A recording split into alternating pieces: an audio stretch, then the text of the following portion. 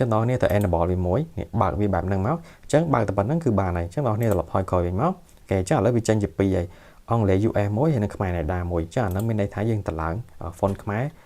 ចូលក្នុងទូរស័ព្ទយើងអាចវាយ keyboard បានហើយអូខេចឹងឥឡូវយើងសាកមកវាយហ្នឹងចឹងនេះចឹងដំបូងនេះខ្ញុំវាយអង់គ្លេសនេះអូខេ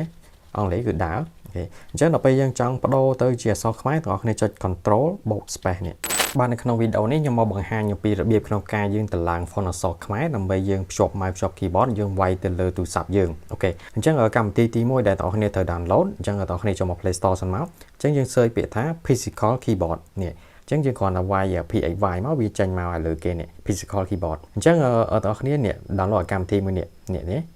រូបភាពវាបែបនេះហើយឈ្មោះវា more physical keyboard layout ចឹងបងប្អូនចូលកន្លែងកម្មវិធីមួយហើយបងប្អូនចុច install វាអូខេអញ្ចឹងយើងចាំវាបន្តិចទៅនេះចឹងដល់ពេលវា install ហើយគឺអត់មានកន្លែងចុចបើក app ហ្នឹងឯងហ្នឹងហើយអញ្ចឹងបន្តគ្នាមិនភ័យបងប្អូនចេញមកក្រៅអស់អូខេអញ្ចឹង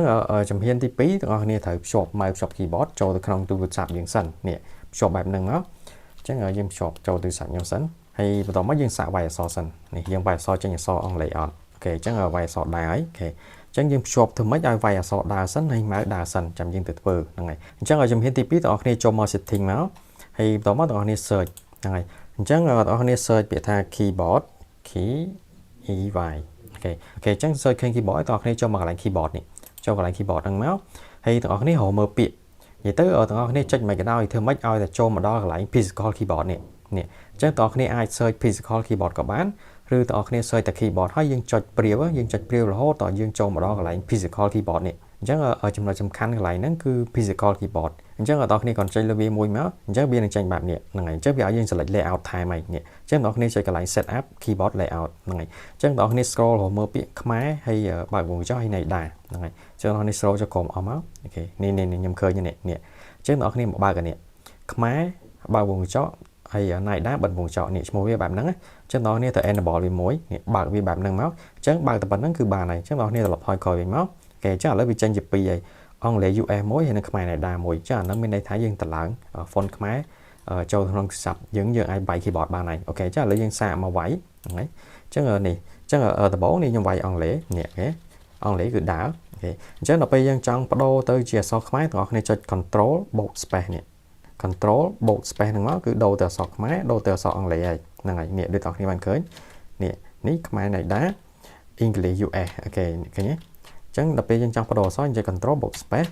ហើយកន្លែងនេះវាដាក់ថាខ្មែរមានន័យថាយើងវាយអក្សរខ្មែរបានហើយនេះចេញជាអក្សរខ្មែរមកហើយអញ្ចឹង font នេះជា font ខ្មែរ Unicode អញ្ចឹងបងប្អូនអាចស្រាវជ្រាវនៅតាមអ៊ីនធឺណិតឬក៏បងលុយចូលទៅរៀនវគ្គកុំព្យូទ័រគេបរៀនវាយ Unicode វាយ keyboard វាយអក្សរខ្មែរ Unicode អីចឹងទៅហ្នឹងហើយចឹងបងប្អូនអាច search តាម YouTube ពីរបៀបក្នុងការវាយ keyboard វាយខ្មែរវាយមិនអីតាមហ្នឹងទៅអញ្ចឹងបងប្អូនចង់ដឹងថាគ្រាប់ណាអីនៅ key ណាអីនៅ key ណាចឹងបងប្អូនអាចមើលរូបនៅតារាងនេះបាននេះអាហ្នឹងតារាងខ្មែរ font ខ្មែរ Unicode ណាអញ្ចឹងបងប្អូនអាច research តាម YouTube ក៏បានអាចបងលុយទៅរៀនជាមួយខាងសាលាគេក៏បានដែរគេបរៀនយើងវាយអក្សរខ្មែរហើយអញ្ចឹងចំណុចសំខាន់គឺបងប្អូនចូលមកដល់ physical keyboard នេះអញ្ចឹងយើង search មិនទៅអញ្ចឹងយើងចុចព្រាវចុចអីអញ្ចឹងទៅហើយយើងធ្វើមិនឲ្យចូលមកកន្លែង physical keyboard នេះទៅគឺបានហើយហ្នឹងហើយអញ្ចឹងយើងចុចព្រាវអញ្ចឹងទៅនេះអូខេចុចព្រាវបែបហ្នឹងមកអូ